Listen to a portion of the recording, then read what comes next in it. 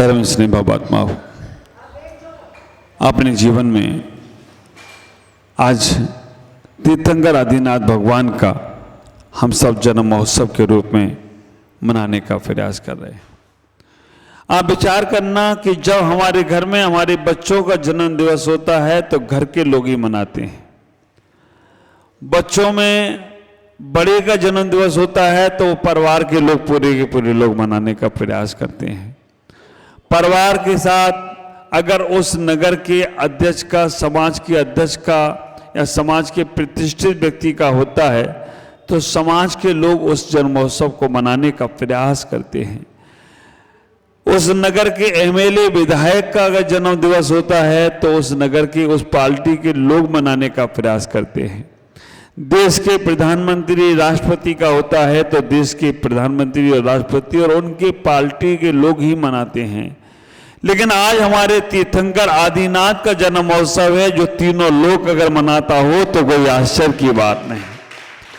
तीनों लोग में खुशियां होती हैं जब तीर्थंकर का जन्म होता है। जन्म महोत्सव पर उनका जब जन्म होता है तो उनके जन्म के पहले से 6 माह पहले से, गर्भ में आने के 6 माह पहले से ही उनकी खुशियां मनाना प्रारंभ हो जाती हैं। कभी आपने विचार चिंतन मनन किया नहीं किया मालूम नहीं, 6 माह पहले से ही उनकी खुशियां, मां के घर में भी नहीं आई अभी, उसके पहले ही ये 6 माह पहले ही क्यों 6 माह बाद आएंगे? ऐसा कैसे हुआ निर्णय कि भगवान 6 माह के बाद ही घर में आएंगे? कभी सोचा? ख्याल करके रखना, ये 6 माह का समय दिया गया वो केवल और केवल इसलिए दिया गया कि जब तीर्थंकर भगवान जन्म लेते हैं तो स्वर्ग से आते हैं और स्वर्ग से जब वो आते हैं तो स्वर्ग में 6 माह पहले पता चल जाता है कि ये जीव अब जन्म, दूसरे इस जीव का मरण होने वाला है और अब ये जीव जाकर जन्म लेगा।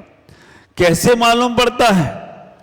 आप विचार करके रखना, देवों का समय 6 माह पहले कैसे मालूम पड़ता है? तो कहते हैं उनके गले में एक माला रहती है, वो गले की माला 6 माह पहले से मुरझाने लग जाती है और जब 6 माह पहले से वो माला मुरझाने लगती है तो बस देवों का विज्ञान बताता है कि अब उनका मरण होने वाला है और अगला जन्म कहां होगा। मित्रदृष्टि देव का मरण होता है तो वो रोता है, मित्रदृष्टि जीव का मरण होता है तो वो रोता है कि मैं अब हमारे को ये भोग नहीं मिलेंगे, ये स्वर्ग जैसा सुख नहीं मिलेगा। वो बहुत बिलखता है, रोता है। लेकिन सम्यक दृष्टि जीव वो सोचता है कि चलो अब इस पर्याय से हम निकलेंगे और इस पर्याय से निकलकर अब हम मनुष्य पर्याय को धारण करेंगे, जिस मनुष्य पर्याय के माध्यम से मुझे मेरा कल्याण हो सकता है। देवता भले ही स्वर्ग में रहते हैं और स्वर्ग से अगर देखा जाए 16 स्वर्ग के बाद 9 ग्रेवेग, 9 अंदेश, 5 अनुत्तर, 5 अनुत्तर के बाद देखा जाए तो सिद्धालय की दूरी ज्यादा नहीं है। सिद्धालय की दूरियां बिल्कुल नजदीक है। आप ख्याल करके रखना, अगर वहां से देखा जाए तो 12 योजन के ऊपर सिद्धालय शुरू हो जाता है, बहुत अंतर नहीं है। लेकिन फिर भी वहां से सिद्धालय जाने के लिए इसी मध्यलोक में आना पड़ता हो तो कोई आश्चर्य की बात नहीं है, क्योंकि मध्यलोक में आए बिना वो सिद्धालय जाएगा नहीं। जो सम्यक दृष्टि देव होते हैं वो खुशियां मनाते हैं। सम्यक दृष्टि देव होते हैं कि चलो मैं मनुष्य पर्याय को पाऊंगा और वहां से मेरा निर्वाण का, मोक्ष का टिकट मिल जाएगा। एक ऐसे सुख की प्राप्ति होगी जो कभी भी समाप्त होने वाला नहीं है, कभी भी हमारा खत्म होने वाला नहीं है। जब तीर्थंकर आदिनाथ का जन्म जब होने लगा तो 6 माह पहले से देवताओं में खुशियां होने लगी, देवताओं में खुशियां मनाने लगे और देवता लोग खुशियां ऐसी मनाने लगे, उन्होंने रत्नों की वर्षा की। आपने देखा था यहां सौदेव इंद्र जब भगवान की भक्ति में नृत्य कर रहा है तो कुबेर महाराज कुबेर महाराज हमारे राजेश भाई, इंद्राणी हमारी अनीता बहन बैठी हैं, सौदा में हमारे सुनील भाई और हमारी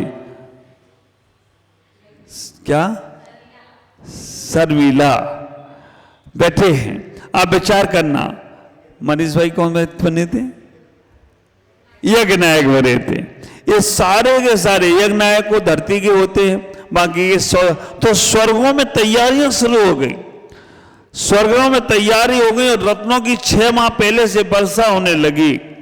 और 6 माह वर्षा पहले से होने का तात्पर्य केवल इतना ही था कि वो भगवान के गर्भ में जीव आ रहा है।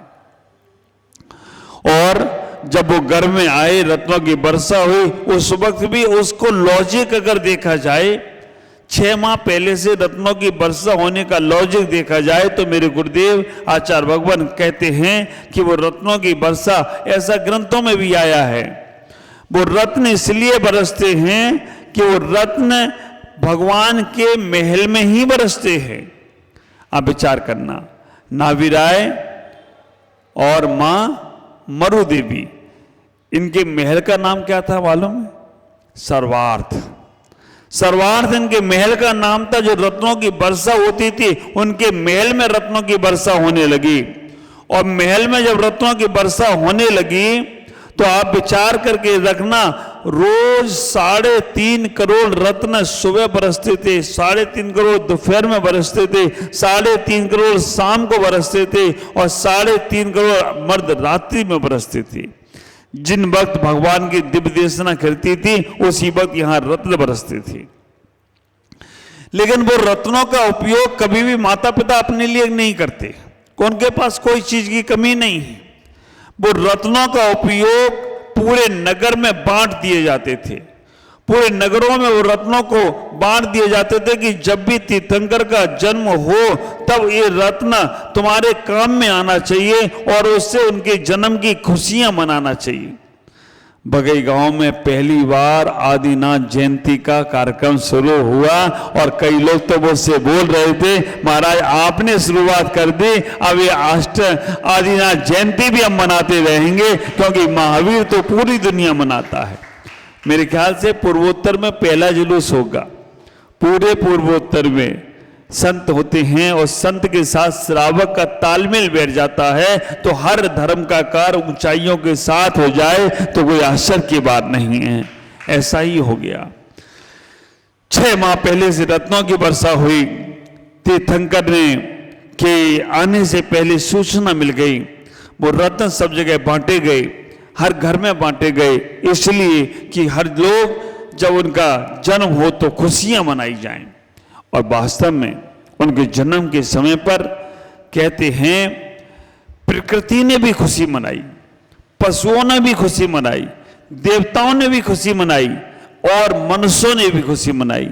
त्रियंश, मनुष्य, देव, नारकी, नारकी के अंदर भी वहां पर कहते हैं कि जब भगवान का समुद्रघात होता है तो एक क्षण को वहां पर भी शांति होती है।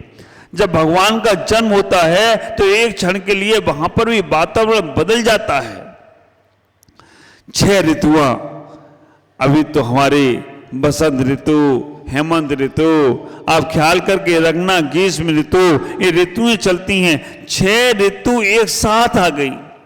सुबह मौसम कुछ और, दोपहर में मौसम कुछ और, शाम का मौसम कुछ और। 6 ऋतुएं एक दिन में कैसे परिवर्तित होती हैं, अगर ये अभी वर्तमान में देखना है तो कहां देखने को मिलता है? सम्मेद शिखर में।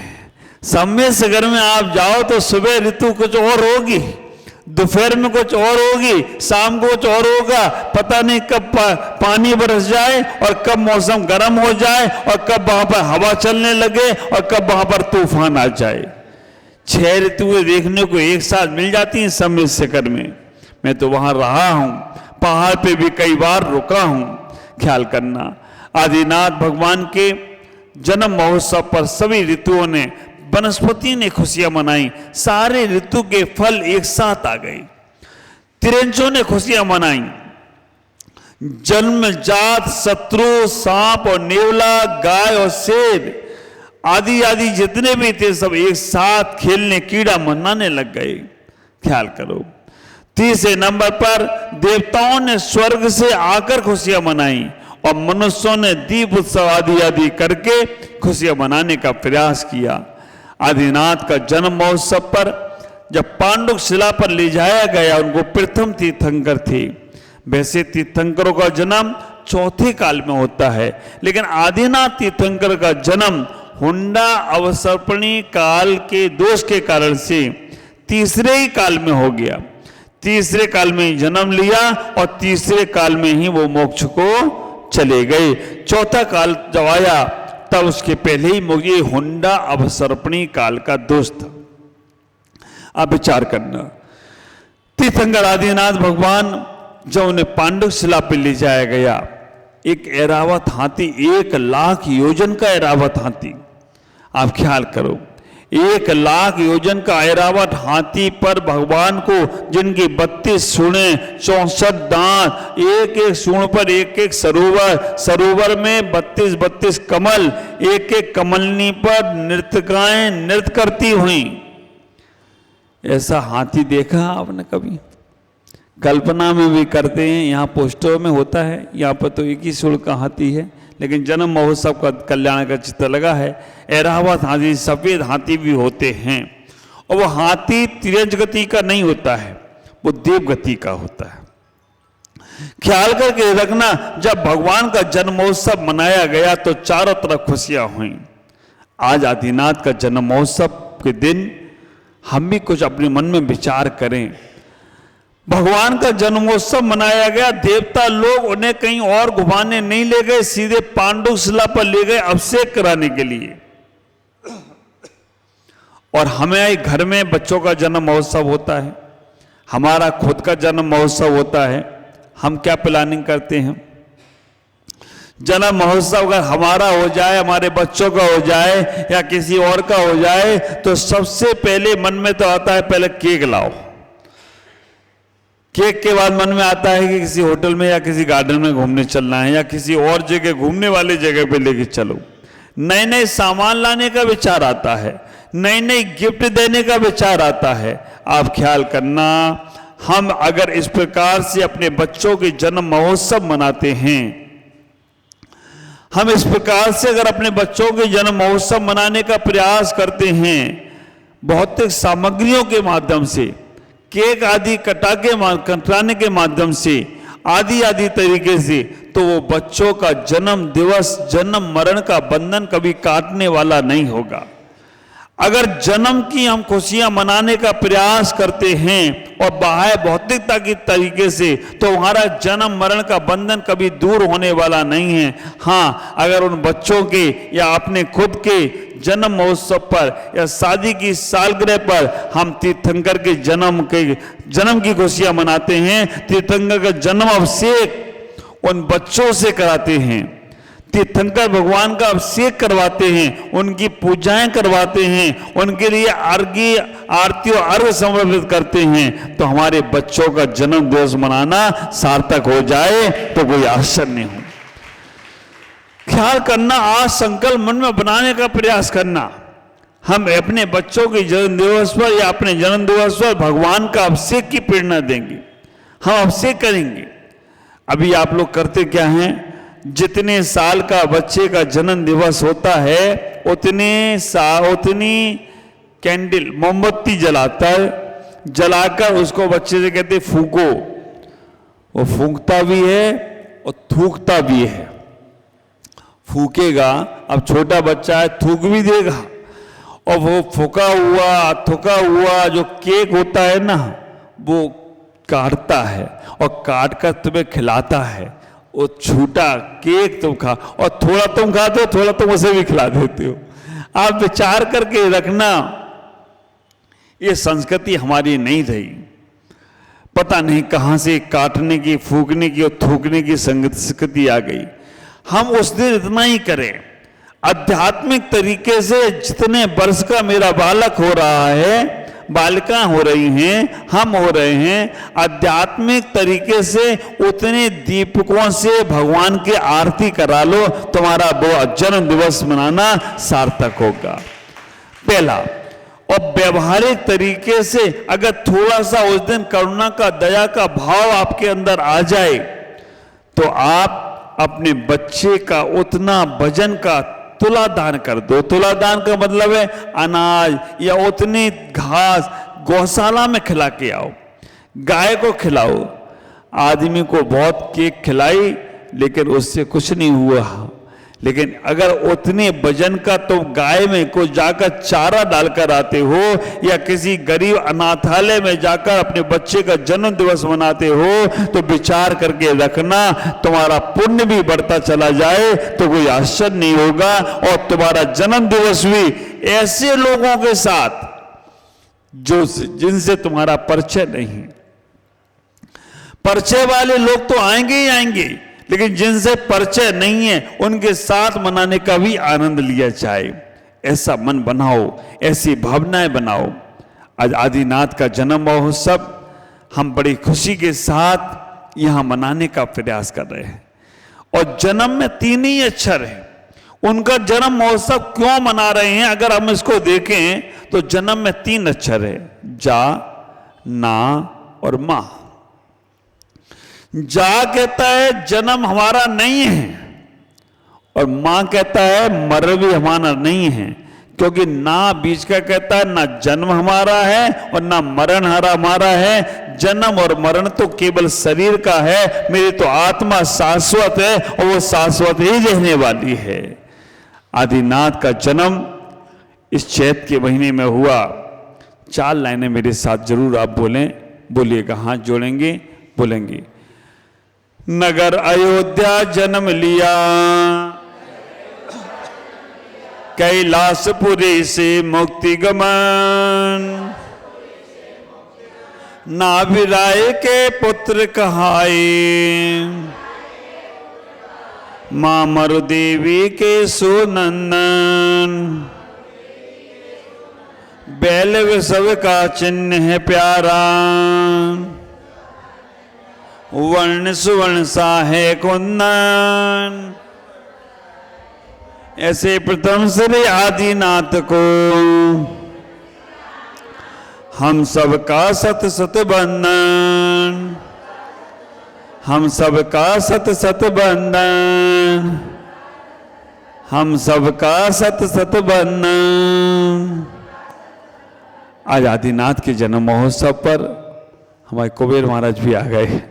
आदिनाथ के जन्म महोत्सव पर हम इतनी भगवान से भावना भाएं, इतनी परमात्मा से प्रार्थना करें, हे भगवान जैसे आपका जन्म हुआ वैसे मेरा भी इस संसार में एक बार जन्म हो जाए, जिससे मैं दोबारा बार बार इस संसार में जन्म ना ले पाऊं। हे भगवान एक बार आपने संसार में आकर दोबारा जन्म नहीं लिया, हमारा भी ऐसा ही जन्म हो जाए। ये चैत का महीना हमारे तीर्थंकरों के जन्मोत्सव का महीना है। चैत के महीने में अगर देखा जाए तो भगवान आदिनाथ का भी जन्म हुआ है। चैत के महीने में भगवान महावीर स्वामी का भी जन्म हुआ। आदि से महावीर पर्यंत 24 तीर्थंकर चैत महीने में आदि से महावीर तक जन्म हो गया हो तो कोई आश्चर्य की बात नहीं है। आदिनाथ से महावीर तक आप विचार करना, हुआ तो आदिनाथ का ही है और महावीर का ही है, लेकिन आदिनाथ ने प्रथम ने भी याद दिला दी कि चैत का महीना बहुत महत्वपूर्ण है और भगवान महावीर ने भी कह दिया कि चैत का महीना बहुत महत्वपूर्ण है। विचार करना, हिंदू संप्रदाय में देखा जाए तो भगवान राम का जन्म भी चैत के महीने में हुआ और उनके यहाँ हनुमान को महावीर बोलते हैं, इसलिए उनके यहाँ भी महावीर का जन्म चैत के महीने में, हनुमान का जन्म चैत के महीने में हुआ हो तो कोई आश्चर्य की बात नहीं है। आज इतना ही विचार करना, ये चैत का महीना हमें चेतावनी का महीना है।